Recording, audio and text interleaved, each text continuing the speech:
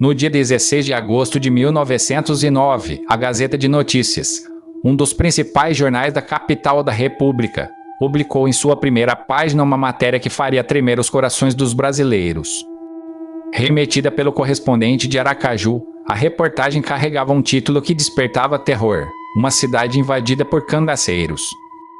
A matéria revelava que Propriá, uma importante cidade de Sergipe, foi ontem invadida repentinamente por um numeroso grupo de audazes cangaceiros que infestam a zona norte deste estado, que escolheram para campo de suas rapinagens e depredações.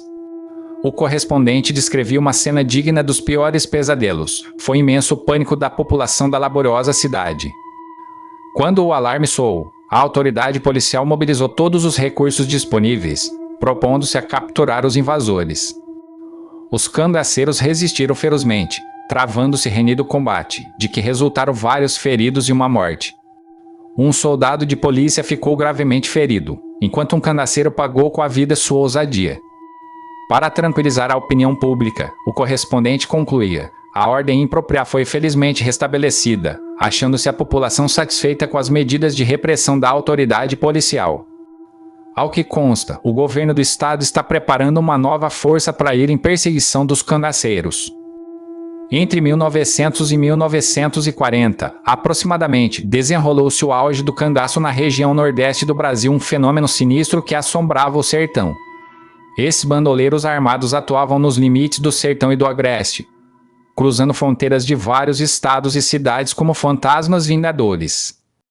Inicialmente movidos pelo argumento de vingança, de preferência interfamiliar, muitos ingressavam nos bandos como refúgio, buscando proteção da perseguição policial ou de outros inimigos.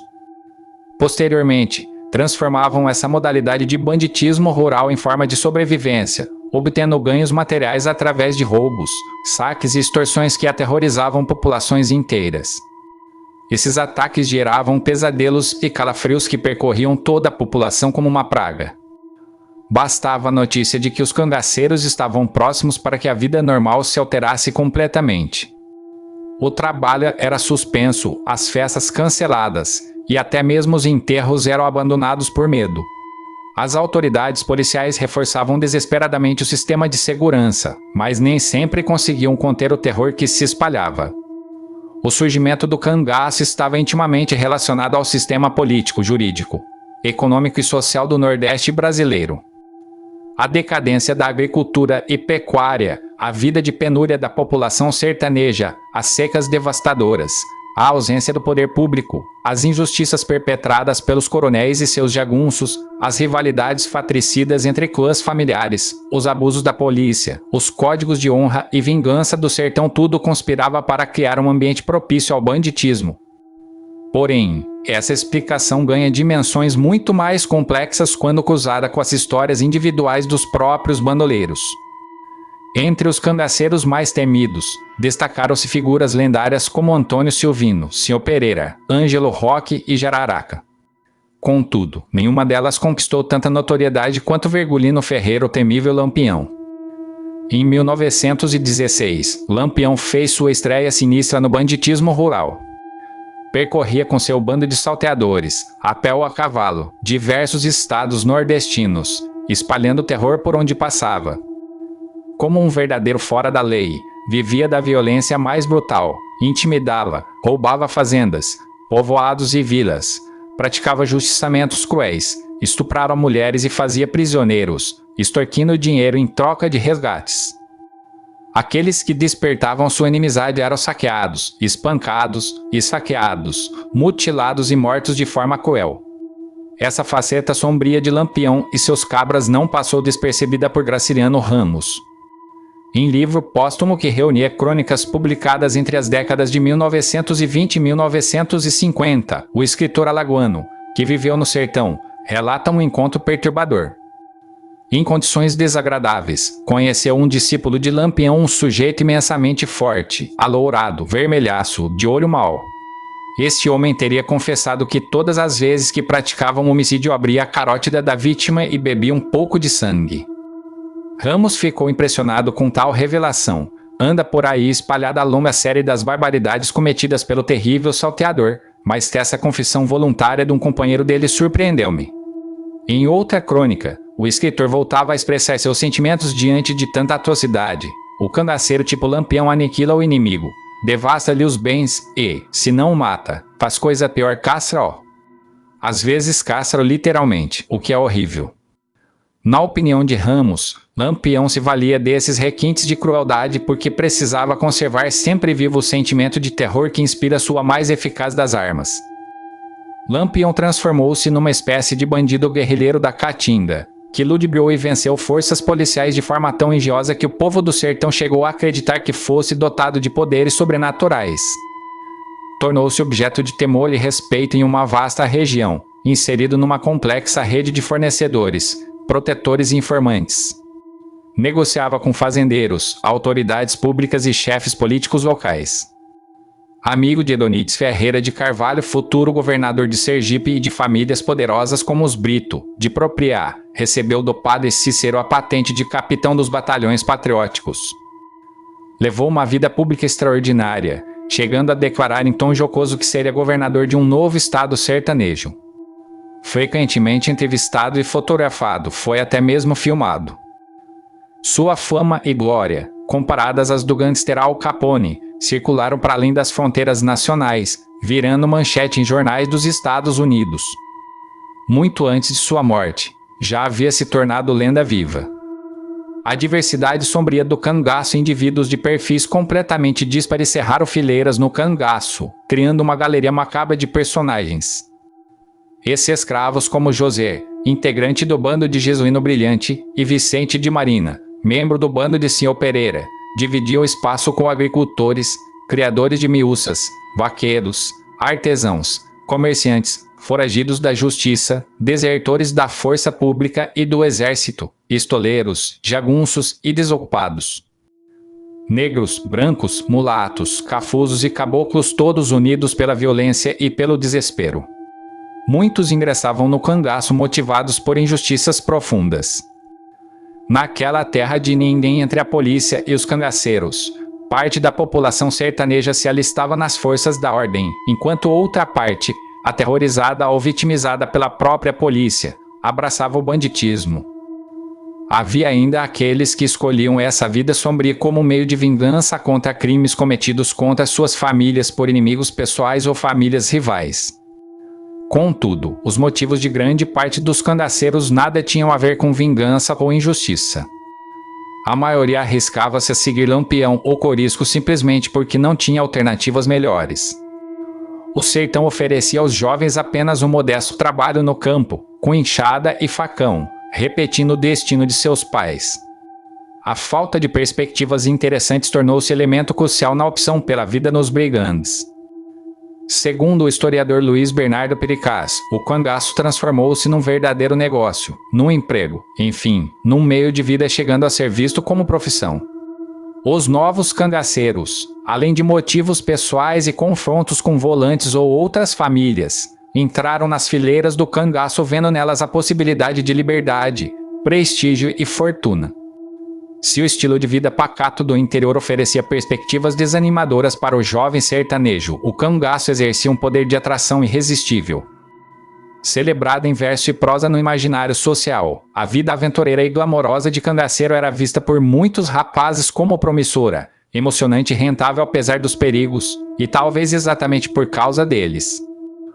O terror invade Sergipe desde 1929. Lampião e seu bando faziam incursões devastadoras por Sergipe, assaltando, pilhando, extorquindo, praticando tropelias, torturando inimigos e causando pânico em diversas cidades do estado.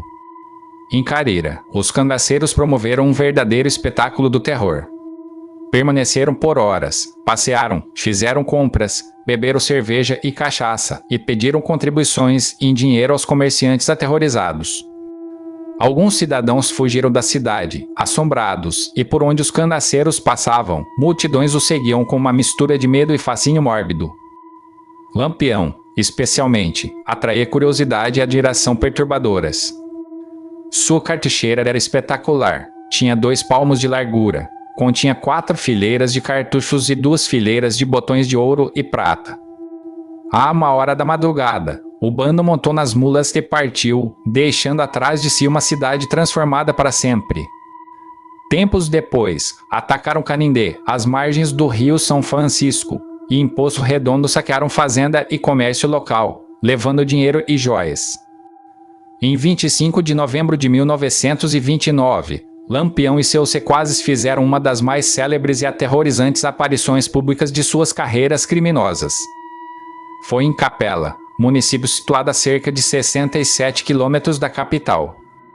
Por volta das 7 horas da noite, o prefeito recebeu a notícia que gelou seu sangue. Lampião e seu bando estavam se aproximando. Uma hora depois, os 11 cangaceiros entraram na cidade como senhores absolutos do terror. Conhecido diretor de importante repartição federal, e se encontrava na estação férrea, relata o jornalista Zosimo Lima, ao saber que Lampião tinha entrado na cidade, foi para casa com as calças pesadas, infeccionando as ruas, fazendo os transeuntes, raros, levarem o lenço ao nariz. Como já havia feito em Dores, Lampião exigiu uma contribuição dos aterrorizados cidadãos de Capela à quantia astronômica de 20 mil contos de réis.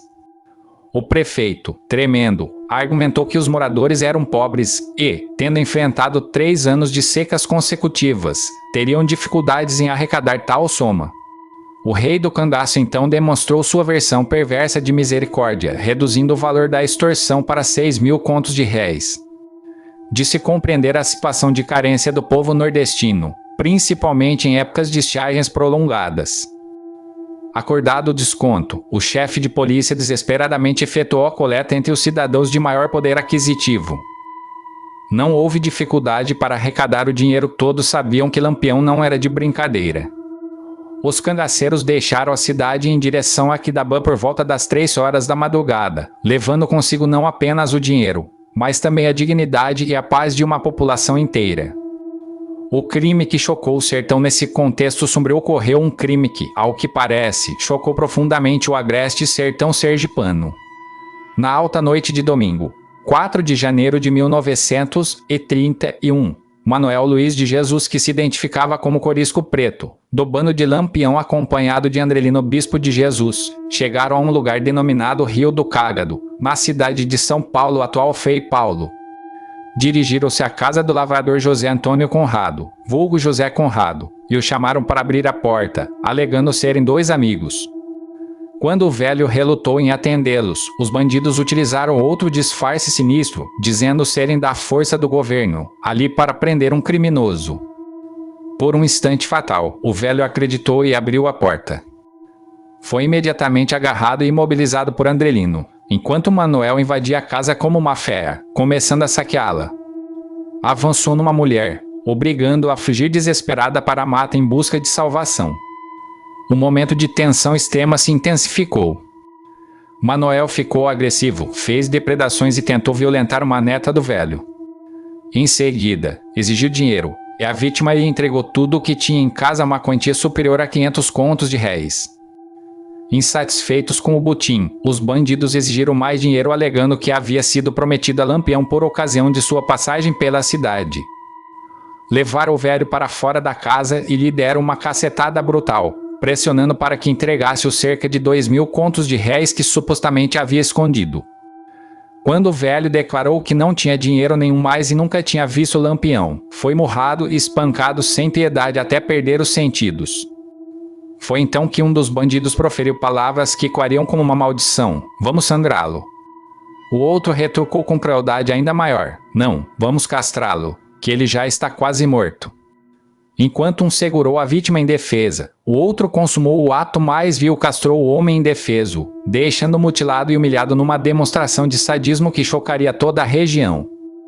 O enigma de Manoel Luiz de Jesus. Manoel Luiz de Jesus tornou-se, naquela época sinistra, o terror das populações sertanejas de Sergipe, já tão sacrificadas pelo banditismo que tinha Lampião como figura central. Fez-se chefe de bando, assaltou, espancou, violentou, depredou, destruiu, na fúria indomável do cangaceirismo cruel e amoral. Mas quem era realmente esse homem misterioso? É de fato um verdadeiro cangaceiro? De que maneira e por quais razões sinistras se iniciou na vida bandida? porque adotou o cognome ameaçador Corisco Preto e chegou a se apresentar como embaixador de Lampião. E quando finalmente foi capturado, como foi visto, qualificado e tratado pelo Poder Judiciário, especialmente pelo sistema penitenciário que incluía o misterioso Gabinete de Biologia Criminal. Revelações de uma vida pregressa. Manoel Luiz de Jesus nasceu no dia 3 de janeiro de 1897 em Frei Paulo, município localizado numa região limiar entre o Agreste e o sertão de Sergipe. Era uma terra caracterizada por longas estações sem chuva, secas frequentes, vegetação grotesca e solo implacavelmente árido. Seus pais Luiz Manuel Tavares e Clara Maria de Jesus, casados civil e religiosamente, tiveram 8 filhos.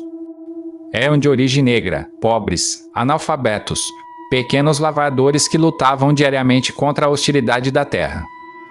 Manuel Luiz, o mais velho dos irmãos, começou a ajudá-los desde muito cedo no serviço árduo do roçado.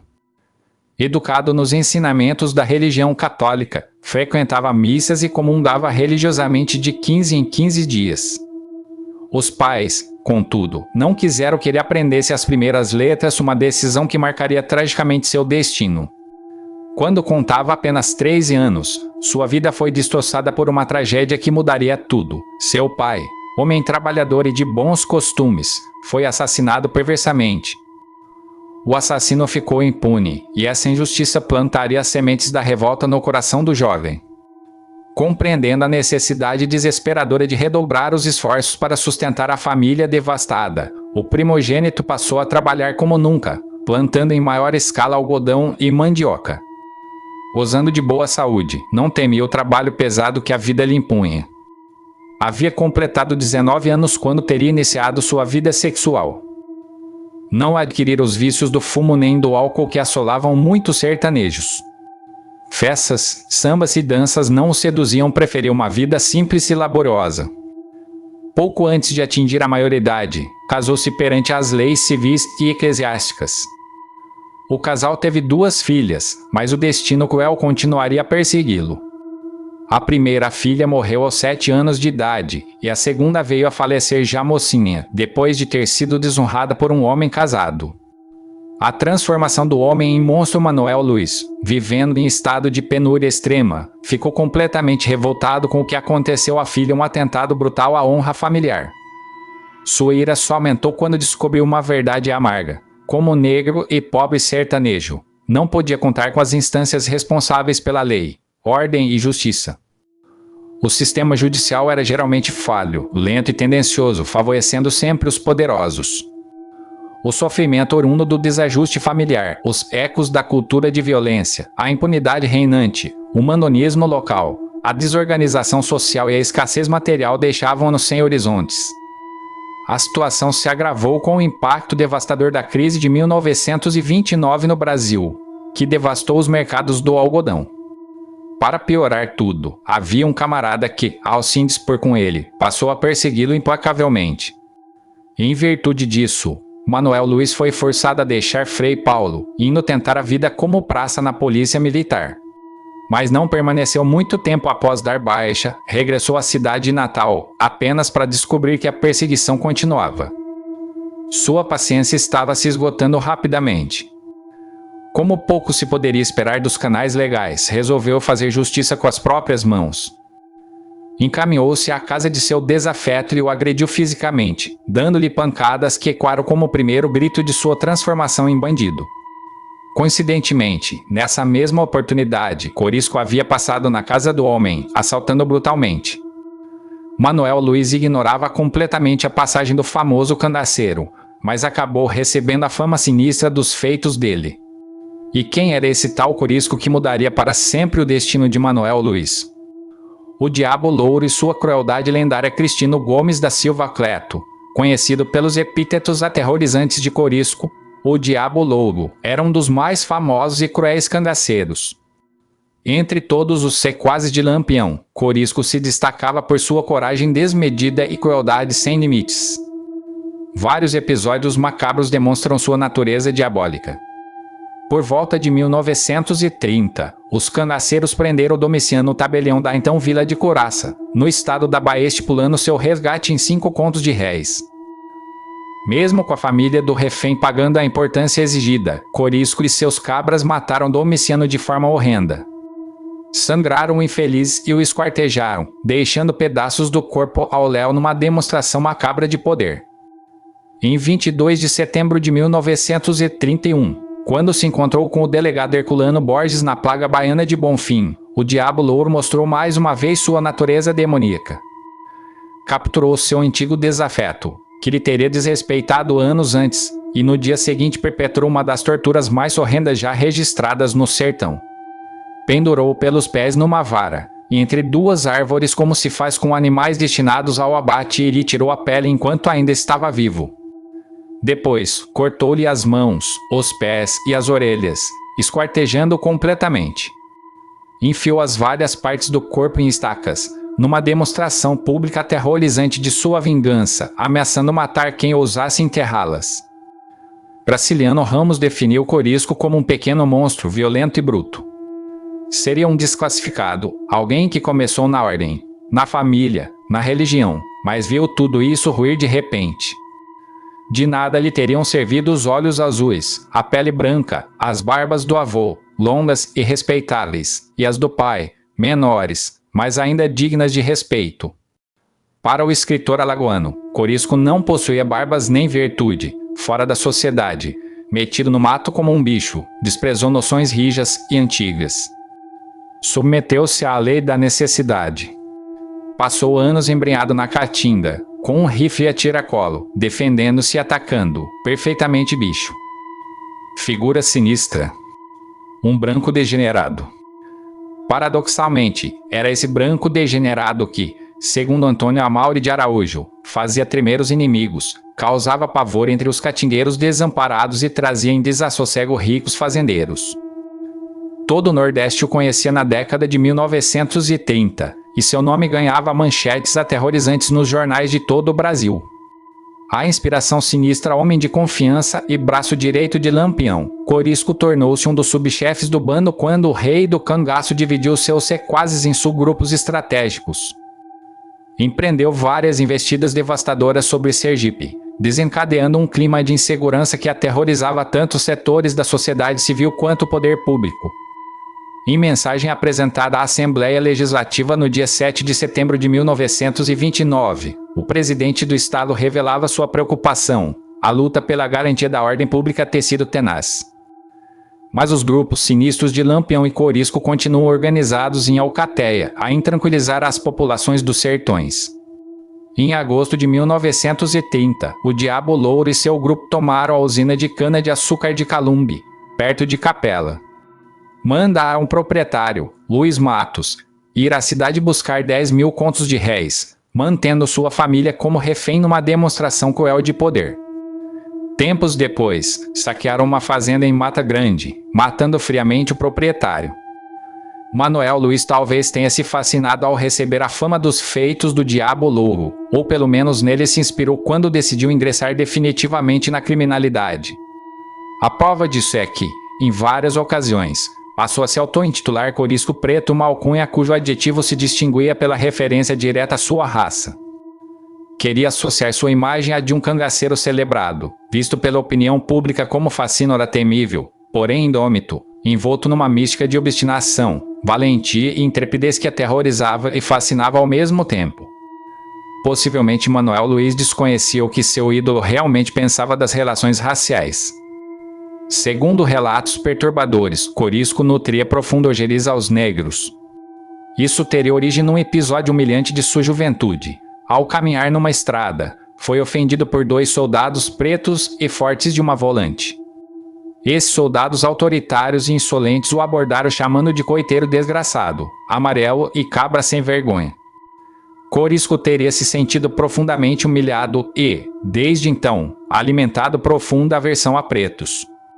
Isso, contudo, não impediu que em seu subgrupo fosse possível encontrar negros e mestiços como Carrasco, Corrupio, Moita Brava, Jandaia, Limoeiro, Quinta-feira, Avião e outros. O nascimento de uma quadrilha do terror, seja como for, Manuel Luiz lançou-se definitivamente ao mundo sombrio da criminalidade. Sob sua liderança sinistra, Andrelino Bispo de Jesus, Seu irmão Júlio Luiz dos Santos e o ex-soldado João Baptista dos Santos constituíram uma quadrilha de ladrões e saqueadores que aterrorizaria Frei Paulo e região. Praticavam furtos, roubos, depredações e danos em diversas casas, sempre acompanhados de espancamentos brutais e ofensas físicas às pessoas que rapinavam. O inquérito policial registrou uma série de crimes que revelam a escalada de violência dessa quadrilha do terror. Na noite do 1º de agosto de 1930, Manuel Luiz e Andrelino Bispo dirigiram-se à residência de José Félix Caetano. Dizendo-se cabas de Corisco e Lampião, derrubaram a porta violentamente, fizeram os moradores fugirem apavorados e saquearam completamente a casa. Levaram 4 pares de argolas de ouro, 2 alianças, um anel com pedra, muitas peças de roupas e 180 contos de réis em dinheiro. Além disso, promoveram grande depredação, quebrando e destruindo todos os móveis que encontraram num ato de vandalismo puro. Atiraram numa vaca e dispararam também contra as pessoas da casa quando tentaram fugir. A estratégia sinistra de Lampião, uma contextualização se faz necessária para compreender a amplitude dessa rede criminosa. Segundo Frederico Pernambucano de Melo, Lampião começou a dividir seu bando em subgrupos no último quartel da década de 1920. Chegou a possuir de 6 a 10 pelotões de criminosos, dos quais se destacaram os chefiados por Corisco, Zé Baiano, Moita Braba, Labareda e Mariano. Esses subgrupos mantinham relativa autonomia, operando em lugares distintos e às vezes simultaneamente. Quando requisitados, uniam-se ao núcleo principal ou simplesmente se encontravam para que Lampião pudesse fazer recomendações, troca de ideias e confraternizações, dispersando-os com poucos dias. O comandante-geral partia de Sergipe, onde se instalara, para razzias em todos os estados em que agiam os seus irrequietos procônsules, mantendo assim os sertões em permanente insegurança e impedindo que as atenções se concentrassem perigosamente sobre o grupo central, fixado em torno de 20 homens. Nos anos 1930, quando estava cansado, designava subgrupos para agir nas plagas nordestinas enquanto dava ordens do coito onde repousava. Portava-se como autêntico comandante-geral, enviando seus emissários para cumprir tarefas oficiais. Seus asséquas, assim, agiam como seus embaixadores, seus representantes. O mistério da ligação com Lampião seria Manuel Luiz realmente um dos embaixadores de Lampião na cidade de Frei Paulo e região? Antes de desvendar essa questão crucial, é necessário completar o relato da jornada criminosa protagonizada por ele, conforme o inquérito policial revela. Em setembro de 1930, cerca de um mês após a primeira ação delituosa, o Corisco Preto voltou a chefiar sua quadrilha de salteadores. Dessa vez, no município de Muribeca, onde promoveu destruição ainda maior. De forma completamente avassaladora, Manuel Luiz, seu irmão Júlio Luiz dos Santos e Andrelino Bispo derrubaram a porta da casa de Francisca Maria de Jesus, roubaram todos os objetos que encontraram e puseram fogo nas roupas e na própria residência numa demonstração aterrorizante de poder destrutivo que não poupava nem mesmo os lares mais humildes. O clima de medo e insegurança espalhou-se pela região como uma praga. Foi assim que, na noite sinistra de 22 de outubro, Manuel Luiz, acompanhado de uma séquia, dirigiu-se à casa de Belarmino Pereira da Silva e o chamou. Quando este abriu a porta inocentemente, recebeu um recado que gelou seu sangue. Lampião mandara buscar 500 contos de réis. Belarmino percebeu imediatamente que se tratava de um golpe e tentou desesperadamente fechar a porta, mas Manuel Luiz a interpôs com a coronha de seu fuzil, derrubou-a violentamente, invadiu a casa e exigiu dinheiro com ameaças. A vítima aterrorizada entregou uma mochila de níquel com cerca de 70 contos de réis. Não satisfeito com o botim, o bandido exigiu mais dinheiro e, dizendo-se empresário de Corisco, extorquiu violentamente de Belarmino e de sua mulher a quantia adicional de 120 contos de réis, deixando a família em completo desespero. A escalada do terror, as ações criminosas dessa natureza se sucederam numa escalada assustadora. No dia 5 de novembro, Manuel Luiz e Andrelino dirigiram-se à casa de Manuel Vitor, apresentando-se como embaixadores de Lampião numa farsa que se tornara sua marca registrada. Depois de revirar baús e móveis como selvagens, extorquiram-lhe a quantia de 203 contos de réis. Não saciado com o roubo, Andrelina exigiu do dono da casa ainda mais dinheiro, cerca de 500 contos de réis, numa demonstração de ganância insaciável. A sanha dos criminosos ganhava proporções cada vez mais alarmantes. Naquele mesmo mês, na noite de um sábado, Manuel Luiz e João Baptista dirigiram-se à casa de Casimiro Correia de Brito.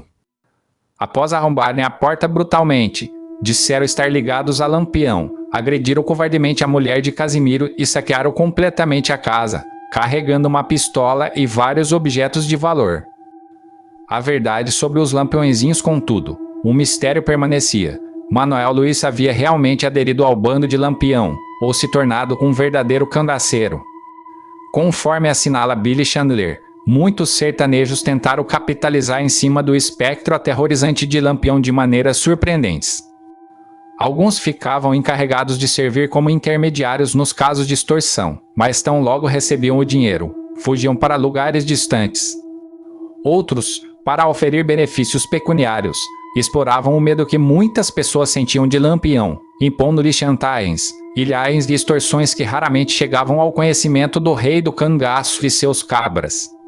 Era uma jogada extremamente arriscada, que às vezes dava certo, outras resultavam em morte horrenda. Em 1937, um fazendeiro que vivia perto da cidade de Pinhão, em Sergipe, recebeu um pedido de dinheiro de Lampião pouco tempo depois de lhe ter pago uma boa quantia. Como sabia que o cangaceiro era homem cioso nesses negócios, desconfiou que se tratava de algum golpe.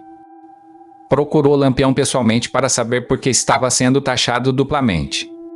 Este negou conhecimento do segundo pedido, apurou os fatos e mandou um de seus homens punir implacavelmente o impostor. O cangaceiro Zé Sereno executou a sentença de morte, matou o impostor na base da punhalada e seus 3 filhos menores numa demonstração brutal de justiça do cangaço. Em seguida, procurou o irmão do impostor e também o matou. Tais justiçamentos intimidavam aqueles ladrões e impostores que ousavam tirar vantagens usando o nome de Lampião, embora o problema ocorresse com certa frequência. Numa ocasião reveladora, o próprio cangaceiro se queixou de que estavam aparecendo lampiõezinhos demais nas redondezas, uma expressão que denunciava sua irritação com os imitadores que manchavam sua reputação. O verdadeiro corisco preto revelado dessa perspectiva esclarecedora, Manuel Luiz, era exatamente isso, um lampiãozinho, um sertanejo esperto que procurou se aproveitar da fama e glória aterrorizantes de Lampião e de Corisco para se locupletar, cometendo várias ações delituosas na cidade de Frei Paulo e região. Possivelmente sabia como alguns cangaceiros conseguiram amealhar fortunas consideráveis no decorrer de anos na atividade criminosa. Lampião, apesar da vida errante pelo interior do Nordeste, chegou a possuir uma fazenda de gado na Bahia, além de ser proprietário de cerca de 100 cabeças de gado na fazenda Canabrava, em Sergipe. José Baiano, um famigerado cangaceiro negro do primeiro escalão do bando de Lampião, acumulou 700 contos de réis em notas e joias. Para aumentar seus lucros, fazia empréstimos a juros como um verdadeiro banqueiro do crime. O espólio encontrado com Corisco incluía 2 quilos de ouro e 300 contos de réis. Se é verdade que Manuel Luiz se inspirou nos ícones de Lampião e Corisco para montar sua empresa transgressora, também é verdade que ele nunca aderiu verdadeiramente ao cangaço. Tratava-se de um bandido comum que fez do crime um meio de ganhar a vida, seguindo um padrão que não era isolado. No período de apogeu do cangaço, apareceram diversos indivíduos envolvidos na marginalidade, muitos dos quais não se vincularam a Lampião, malgrado sua atuação criminosa ter sido influenciada pelo rei do cangaço. Agiam de forma totalmente independente, criando suas próprias redes de terror. A queda do terror, a fama sinistra de Manuel Luiz espalhou-se pelo agreste sertão sergipano como um rastro de pólvora. Depois de a polícia abrir inquérito e ficar meses em seu encalço numa caçada implacável, a autoridade judiciária competente, o então juiz municipal de Frei Paulo, decretou a prisão preventiva do vulgo Corisco Preto em 21 de janeiro de 1931. Sem demora, a autoridade policial o colocou atrás das grades e ordenou uma busca minuciosa em sua casa, onde encontrou parte dos objetos roubados, evidência física que selaria seu destino. Tudo indicava que a jornada criminosa de Manuel Luiz havia chegado ao fim de forma abrupta. O adjunto do promotor público denunciou como chefe de uma quadrilha de malfeitores, fruto do meio inculto e carente, de população vulnerável, assolada pelas secas e pelo descaso das autoridades estatais, seria o principal responsável por numerosos crimes, tais como furtos, roubos, depredações e danos em algumas casas, acompanhados de espancamentos e ofensas físicas. O enigma da criminalidade. Embora a entrada de Manuel Luiz na criminalidade possa ser atribuída às condições sociais devastadoramente desfavoráveis, trabalho precário, desigualdade brutal na distribuição da terra, crises sazonais derivadas da seca, recessão econômica e estado de vulnerabilidade social, permanecem perguntas perturbadoras sem respostas definitivas. É difícil compreender por que alguns indivíduos se tornam bandidos enquanto outros, vivendo nas mesmas condições sociais adversas e sujeitos às mesmas adversidades cruéis, escolhem permanecer no caminho da legalidade. A chave explicativa parece residir na interação complexa entre trajetórias individuais e os contextos nos quais essas se realizam. Conforme salienta Jacques Revel, os sujeitos da história são levados a efetuar escolhas entre uma margem limitada de possibilidades, em função da posição que ocupam no mundo social e também a partir da representação do mundo social que lhe é acessível. Nesse sentido, não são livres para fazer o que querem, mas se veem permanentemente confrontados com alternativas ao status quo. Quando Manuel Luiz percebeu que sua família foi tratada injustamente e levada à desgraça com o assassinato de seu pai ficando impune, a morte precoce de uma das filhas e a defloração covarde da outra, parece que despertou um sentimento avassalador de revolta. Tal ímpeto ficou ainda mais difícil de controlar quando ele sentiu na pele que, para um negro e pobre sertanejo, havia pouca esperança de ser ajudado através dos canais da justiça legalmente constituídos. Foi a conjugação de todos esses fatores subjetivos, revolta, frustração e desespero e contextuais dificuldade de subsistência, exploração e meio inculto que o levaram a abandonar a legalidade. Escolheu seguir o caminho do banditismo, um estilo de vida mais de acordo com suas noções pessoais de justiça e liberdade. Em suma, foi um misto de circunstância e personalidade que transformou o pacato sertanejo Manuel Luiz no terrível Corisco Preto. O julgamento e a condenação. O processo judicial contra ele obedeceu às formalidades legais, tendo sido realizadas audiências públicas nas quais se colheram os depoimentos do réu, das vítimas e das testemunhas. Finalmente, o tribunal do júri, em sessão concorrida e envolto em grandes expectativas, condenou o réu a 12 anos de prisão celular. A sentença foi confirmada, em grau de recurso, pelo então Tribunal de Apelação, com acréscimo da multa de 20% sobre o valor dos objetos roubados.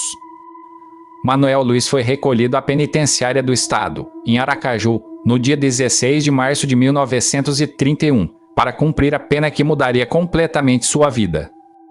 Fez o primeiro estágio passando 5 dias isolado numa cela solitária. Nenhuma anormalidade apresentou durante esse período de adaptação. Em maio do mesmo ano começou a frequentar a seção de marcenaria como aprendiz, revelando grande aptidão para o trabalho manual que surpreendeu os guardas. No entanto, cerca de 2 anos mais tarde, protagonizou uma fuga espetacular da penitenciária, entregando-se imediatamente a novas atividades criminosas no sertão nordestino, provando que o espírito rebelde ainda pulsava em suas veias. O retorno ao crime na noite de 24 de dezembro de 1933, uma véspera de Natal que se tornaria sinistra, Manuel Luiz assaltou, com outros indivíduos, a casa de José Sotero dos Santos, num povoado denominado Caraíbas, do termo de Anápolis, hoje cidade sergipana de Simão Dias. Arrombaram a porta da casa e roubaram a impressionante importância de 2.000 contos de réis e uma arma de fogo tipo Parabellum, no valor de 180 contos de réis. Foram presos e denunciados em 26 de fevereiro de 1934 pelo adjunto do promotor público da cidade de Simão Dias. Esse bando de malfeitores, assim a autoridade judiciária concluiu a denúncia com palavras carregadas de indignação, era chefiado pelo célebre Manuel Luiz de Jesus, vulgo Corisco Preto, evadido da penitenciária do Estado, onde respondia por crimes horríveis praticados no termo de Frei Paulo, onde chefiava um grupo de bandidos. Sem demonstrar arrependimento, Manuel Luiz cometera um crime nas mesmas condições dos previamente realizados, como se a prisão não tivesse lhe ensinado nada. O então juiz municipal de Simão Dias considerou procedente a denúncia, sendo o réu submetido a julgamento em sessão do Tribunal do Júri de 28 de março de 1935. Foi condenado novamente, já que a justiça o via como um criminoso perigosíssimo, autor de atrocidades que, em parceria com outros delinquentes, havia instituído uma verdadeira associação criminosa. Recebeu pena de 8 anos de prisão celular com multa de 20% sobre o valor do roubo. Somada aos 12 anos da condenação anterior, sua pena acumulada saltou para 20 anos, 2 décadas de sua vida que passaria atrás das grades. Voltando à penitenciária na capital, o sentenciado reincidente retomou as atividades nas oficinas como oficial marceneiro, dedicando-se à confecção de mesas, cadeiras, cavaquinhos, cabides, tamoretes e outros objetos. A esperança da liberdade o tempo é aliado para quem sabe o que está do outro lado, diz o cancioneiro popular com sabedoria ancestral. No ano de 1948, quando já havia cumprido mais de 3/4 da pena que lhe fora imposta, Manoel Luiz requereu ao Conselho Penitenciário seu livramento condicional numa tentativa desesperada de recuperar a liberdade. Em Sergipe, o Conselho Penitenciário, instituído em 1930, tinha como atribuição principal avaliar os pedidos de liberdade condicional de condenados durante o cumprimento de pena. Para o livramento condicional, eram exigências rigorosas: cumprimento de mais de metade da pena, se réu primário, e de mais de 3/4, se reincidente, ausência ou cessação de periculosidade, bom comportamento durante a vida carcerária, aptidão para prover a própria subsistência mediante trabalho honesto e satisfação das obrigações civis resultantes do crime, salvo quando provada a insolvência. A justiça concedia o benefício ao detento que demonstrasse regeneração genuína. Para subsidiar sua decisão, baseava-se tanto no relatório produzido pelo diretor do estabelecimento penal quanto no parecer emitido pelo misterioso Gabinete de Biologia Criminal, que periciava o grau de periculosidade do requerente através de métodos científicos avançados. O relatório revelador: o diretor da penitenciária elaborou um relatório minucioso sobre o comportamento de Manoel Luiz durante mais de uma década de cumprimento de pena. O documento revelava aspectos surpreendentes de sua transformação. Assistia às missas religiosamente e já havia comungado 3 vezes, demonstrando reconexão com a fé. Assistia às aulas de moral, embora nunca tivesse se matriculado na escola do estabelecimento prisional. Dizia não ter mais paciência para o estudo, revelando uma resignação que contrastava com sua natureza rebelde anterior. Em janeiro de 1945, foi designado para substituir o mestre de cozinha, tendo prestado muitos outros serviços como fazer móveis para o presídio por determinação da diretoria. Mostrava-se sempre trabalhador, zeloso, obediente e assíduo ao trabalho, numa transformação que impressionava os funcionários. Do seu prontuário constavam apenas 2 faltas em 16 anos. Em 17 de outubro de 1942, brigou com um companheiro de cárcere, sofrendo pena disciplinar de 10 dias de cubículo. Em 30 de março de 1946, incorreu em desacato a funcionário, sofrendo pena disciplinar de 30 dias de cubículo. Como se vê, assinalava o relatório com admiração, Manoel Luiz praticou apenas 2 faltas de pequena gravidade durante 16 anos de reclusão. E antigos funcionários do estabelecimento apontam-no como sentenciado de conduta exemplar. A vida afetiva no cárcere. Sua vida afetiva amorosa no cárcere também foi minuciosamente documentada. Tendo enviuvado em 1935, contraiu novas núpcias em 1944 com uma mulher que o visitava frequentemente na prisão, trazendo-lhe esperança e carinho. Entretanto, 2 anos mais tarde ficou viúvo pela segunda vez, numa tragédia pessoal que poderia ter destruído qualquer esperança de felicidade. A partir de então, afeiçoou-se a outra mulher que lhe prestava inestimáveis serviços, encarregando-se de vender objetos confeccionados nas oficinas do presídio. Com esta terceira companheira pretendia unir-se pelo matrimônio, se lhe fosse concedido o livramento condicional, um sonho que alimentava sua esperança de reconstruir a vida fora das grades.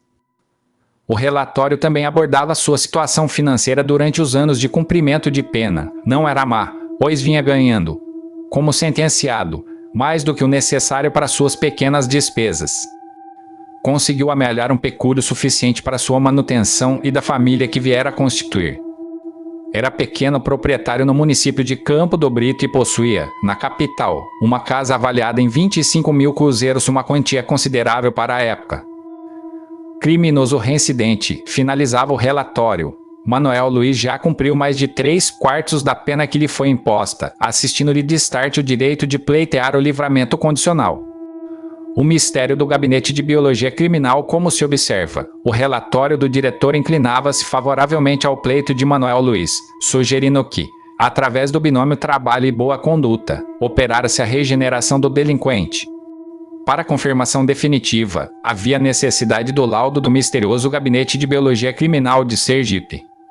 Órgão anexo ao Conselho Penitenciário, o gabinete tinha por finalidade assombrar, apurar delitos e analisar a personalidade de criminosos através dos métodos científicos mais avançados da época. Tratava-se de um conjunto de testes que constitui a chamada análise antropopsiquiátrica. As palavras lançadas aparentemente ao acaso, que demandavam resposta, correspondiam ao teste de Jungler. Já os borrões eram a peça central do psicodiagnóstico de Rorschach. Esses testes de estímulos e respostas que permitiam aos especialistas examinar as associações livres produzidas fundamentavam-se nos princípios da escola positiva, no campo da criminologia. Segundo o historiador Luiz Antônio Coelho Ferla, a escola positiva assim denominada por adogar a existência de leis universais de causalidade mecânica para o mundo dos homens, comparáveis às atribuídas aos demais reinos naturais e apreensíveis por meio dos mesmos métodos científicos, caracterizava-se por um discurso médico-científico que patologizava o ato antissocial. Viam o criminoso como um doente e o crime como sintoma. A pena ideal deveria ser tratamento, não castigo. Combatia a teoria clássica, centrada nos pressupostos do livre-arbítrio e da responsabilidade moral do delinquente, contrastando com o determinismo biopsicológico.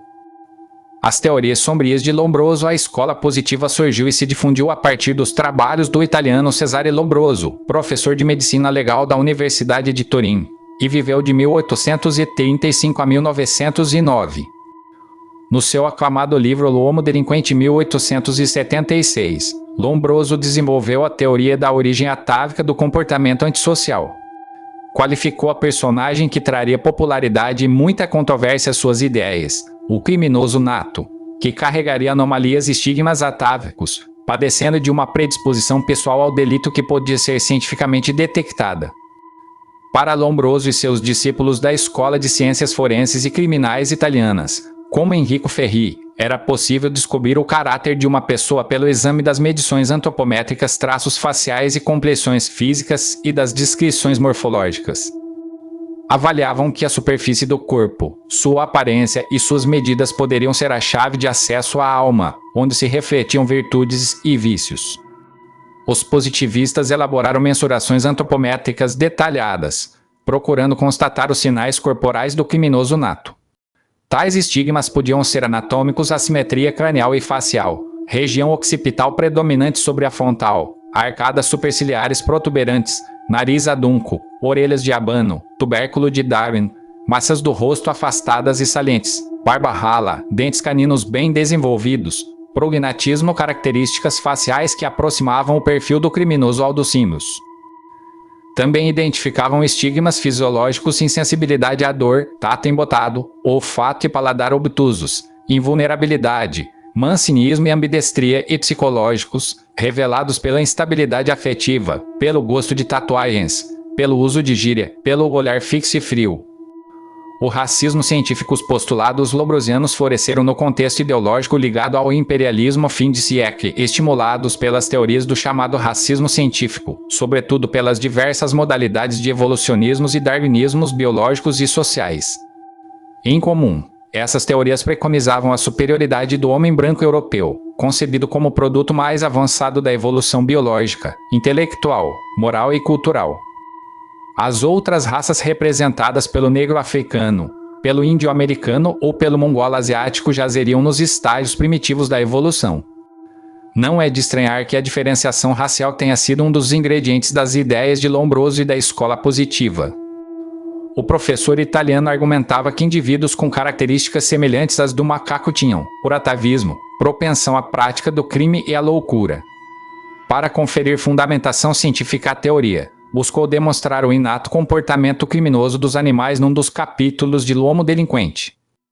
Entre os estigmas ancestrais do homem semelhantes aos do macaco figuravam a pele escura, o tamanho do crânio, a simplicidade das suturas cranianas, a ausência de calvície e outros. Nina Rodrigues e a medicina legal brasileira no Brasil. A apropriação das teses da escola positiva se deu tanto por juristas quanto por médicos, destacando-se a figura controversa de Nina Rodrigues 1862-1906. Embora nascido no Maranhão, foi em Salvador que este professor da Faculdade de Medicina exerceu a maior parte de sua atividade profissional sinistra. As pesquisas de Nina Rodrigues ganharam grande reputação. Utilizando o modelo social darwinistas, acreditava na inferioridade biológica e cultural dos negros, apontando a mestiçagem como um dos principais males do Brasil, na medida em que implicava na hibridação das raças e sua consequente degeneração. Tido como o fundador da medicina legal brasileira, entendia o crime a partir da análise do indivíduo, de seu tipo físico e da raça a que pertencia. Seria a raça ou, antes, o cruzamento racial que explicava a criminalidade, a loucura e a degeneração. Realizou várias perícias aplicando estudos de fenologia ou craniologia como método de análise, atribuindo ao peso, tamanho e forma do crânio das pessoas das raças não brancas os critérios definidores de sua incapacidade intelectual, conduta antissocial e, no limite, predisposição ao crime e à loucura. A rede de discípulos ao longo do tempo, Nina Rodrigues formou ou influenciou vários discípulos, como Arthur Ramos, em Salvador, Afrânio Peixoto, no Rio de Janeiro, Oscar Freire, em São Paulo, e Garcia Moreno, em Sergipe. Seguindo ou reelaborando os preceitos do paradigma lombrosiano, tais médicos peritos procuravam se debruçar em torno dos estigmas típicos dos criminosos. Focalizavam mais o perfil do sujeito do que o crime, não escondendo que viam o criminoso como um doente que se diferenciava dos demais devido ao seu tipo específico de moléstia, para a qual a pena constituía a terapêutica necessária. Nas décadas de 1920 e 1930, a escola positiva angariava muitos simpatizantes e admiradores em todo o Brasil. Os positivistas eram influentes nas faculdades de Direito e Medicina, em setores da elite policial e, sobretudo, nas instituições dedicadas à medicina legal e criminologia. Cangaceiros como objetos de estudo quando em março de 1932 a polícia baiana prendeu o cangaceiro Volta Seca, do bando de Lampião. Este foi transferido para a cadeia na capital. Descrito como um jovem mulato, de menos de 20 anos, nascido em Sergipe, Volta Seca foi estudado como espécimen por Estácio de Lima, professor da cadeira de Medicina Legal da Faculdade de Medicina da Bahia e então diretor do Instituto Nina Rodrigues e pelo seu assistente, o médico legista Arthur Ramos. Tiraram-lhe as medidas da cabeça e o submeteram a uma série de testes relacionados à tipologia física dos criminosos. O resultado final, entretanto, foi uma decepção para os cientistas. Sua constituição física era normal. Não possuía nenhuma das anomalias lombrosianas. Quando em 1938 Lampião foi morto com parte de seu bando em Andicos, uma modesta fazenda do município sergipano de Poço Redondo, seu corpo foi decapitado, sua cabeça exibida nas escadarias de edifício público na cidade de Piranhas e posteriormente enviada para Maceió, onde foi estudada por médicos legistas, que tentaram, segundo os esquemas lambrosianos, desvendar nela os estigmas de uma possível degenerescência que justificasse a vida criminosa do rei do cangaço. O Gabinete de Biologia Criminal de Sergipe em Sergipe, as instituições consagradas à medicina legal e criminologia ganharam novo impulso a partir da criação do Gabinete de Biologia Criminal, anexo à penitenciária de Aracaju. À luz dos métodos positivistas, tal instituição realizava exames nos indivíduos considerados de tendências anômalas e perigosas, produzindo laudos científicos para subsidiar decisões sobre suas vidas. No decorrer do tempo, o laboratório desenvolveu crescente atividade, voltada particularmente para o exame do grau de periculosidade de infratores quando requeriam comutação, indulto e liberdade condicional durante o cumprimento de pena. Os responsáveis por examinar Manuel Luiz foram Canuto Garcia Moreno 1916-1969, um médico biotipologista paulista formado pela Faculdade de Medicina da Bahia, porém radicado nas Paraias sergipanas, e João Batista Perez Garcia Moreno 1910-1976, um respeitado médico proveniente da cidade sergipana de Laranjeiras. Garcia Moreno atuou como principal nome do Gabinete de Biologia Criminal e efetuou diversas interferências em decisões judiciais no livramento condicional de detentos da penitenciária de Aracaju. No início da carreira, depositava total confiança nos princípios do determinismo biológico e nos resultados positivos da perícia antropopsiquiátrica. A evolução das teorias científicas na década de 1930, as teorias do racismo científico e do determinismo biológico foram colocadas em xeque com a emergência das teses do relativismo cultural, bastante influenciada pelas obras revolucionárias de Gilberto Freire. Desde seu livro Casa Grande e Senzala 1933, o sociólogo pernambucano buscou substituir a noção de raça refutando a existência dessa categoria classificatória pela de cultura. O paradigma intelectual racista e biodeterminista teve sobrevida até as reconfigurações possibilitadas pelo desfecho da Segunda Guerra Mundial 1939-1945.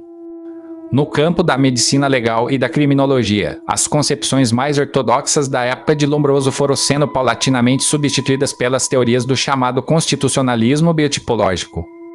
Em vez do reducionismo lombrosiano, a biotipologia ou ciência da personalidade primava pela visão holística sobre o indivíduo e seu corpo.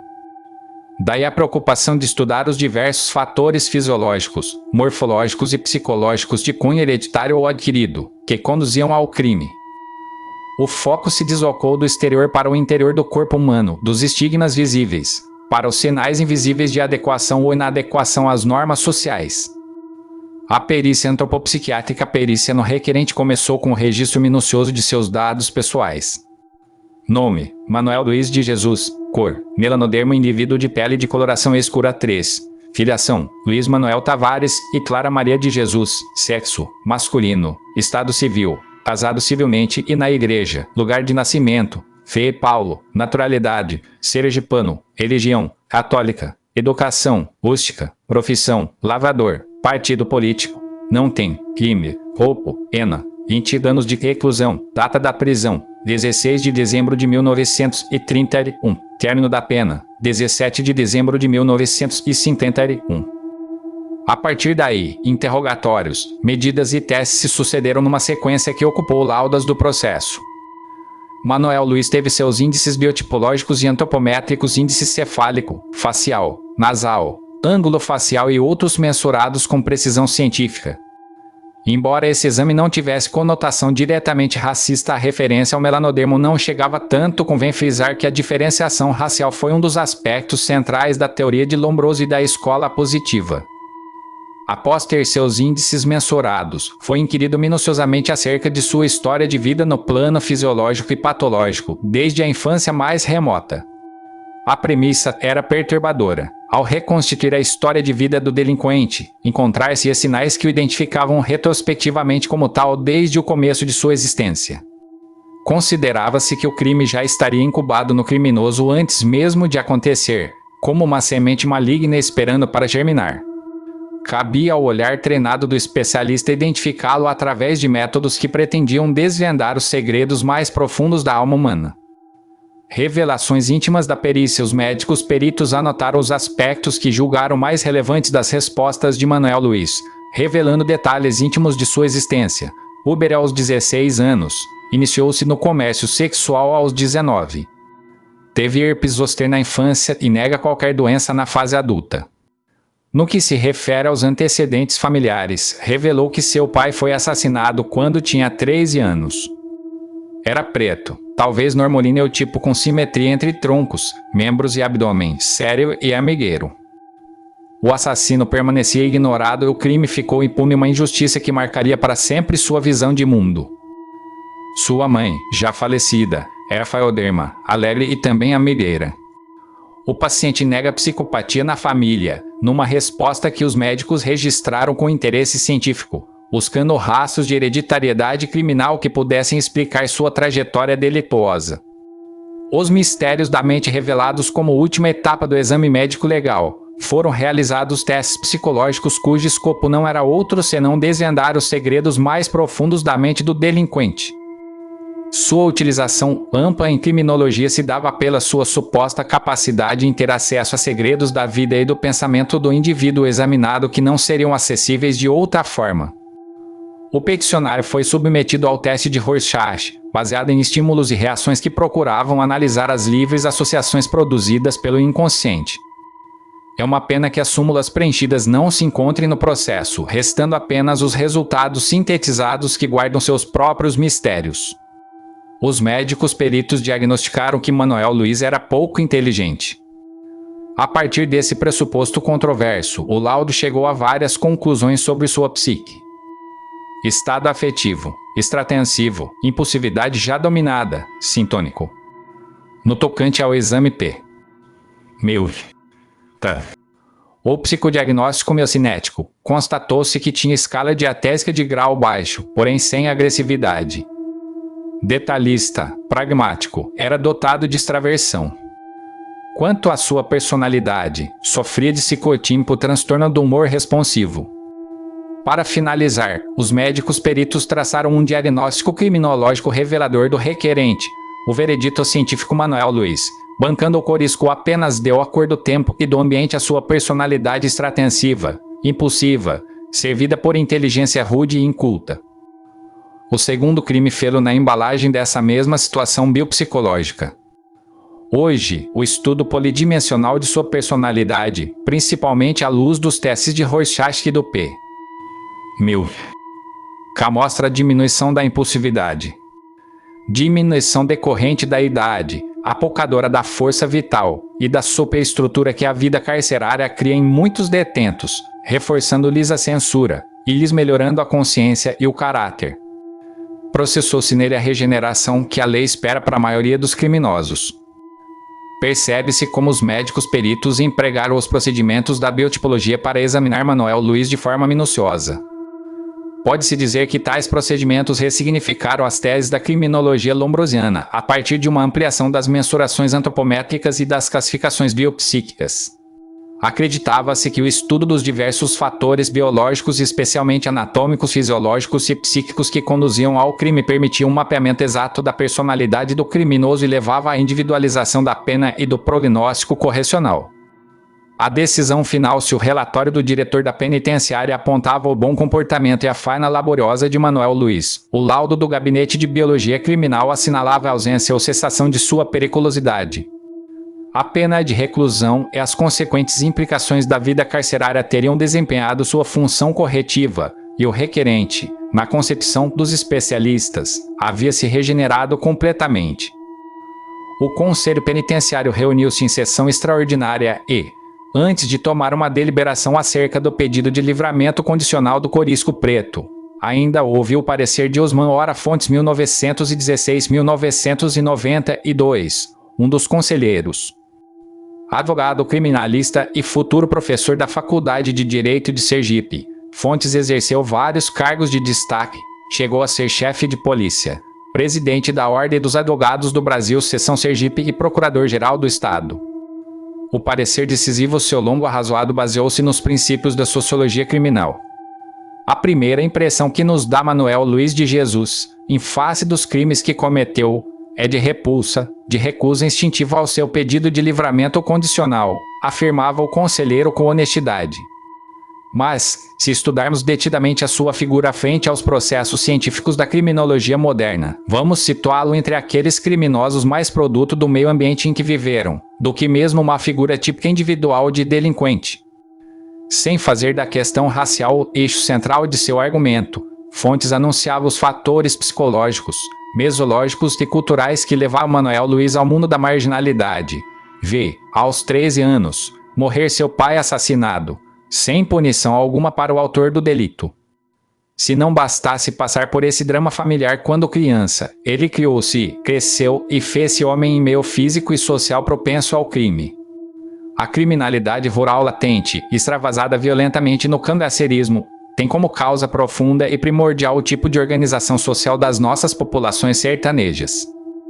Para reforçar seus argumentos, citava um renomado jurista, fatores antropológicos e físicos, diz Roberto Lira, cultivando os germes do crime, agravados pelas iniquidades, pelas misérias, pelas opressões, pelo medievalismo integral da constituição da sociedade, produzem uma psicologia mórbida no indivíduo e uma sugestão permanente ao crime no meio. A decisão que mudaria tudo a partir desse substancioso arrazoado. Fontes emitiu seu parecer final. Os 16 anos que o liberando já cumpriu na penitenciária nos fornecem elementos suficientes para julgá-lo capacitado a reingressar na sociedade, devidamente regenerado, segundo asseveraram os técnicos do Gabinete de Biologia Criminal. Por outro lado, preenche o liberando os requisitos legais para o benefício do livramento condicional e melhor será que ele permaneça em liberdade. Esses 4 anos que lhe faltam para o cumprimento integral das penas que lhe foram impostas, onde todos seus passos e atitudes sociais sejam fiscalizados, em período experiencial de readaptação social, do que voltar à sociedade, passados ditos 4 anos, inteiramente livre de qualquer ação controladora, salvo a repressiva policial judiciária. Por todos esses motivos, somos de parecer favorável ao livramento condicional do sentenciado Manuel Luiz de Jesus. O Conselho Penitenciário finalmente tomou a decisão histórica. Reunido em sessão extraordinária no dia 5 de fevereiro de 1948, decidiu por unanimidade de votos conceder o livramento condicional do sentenciado, depois de prestados esclarecimentos pelo Dr. João Garcia Moreno sobre as conclusões do laudo do Gabinete de Biologia Criminal. A liberdade reconquistada Manuel Luiz deixaria finalmente o cárcere, após longos anos de pena privativa de liberdade, que transformaram completamente sua existência.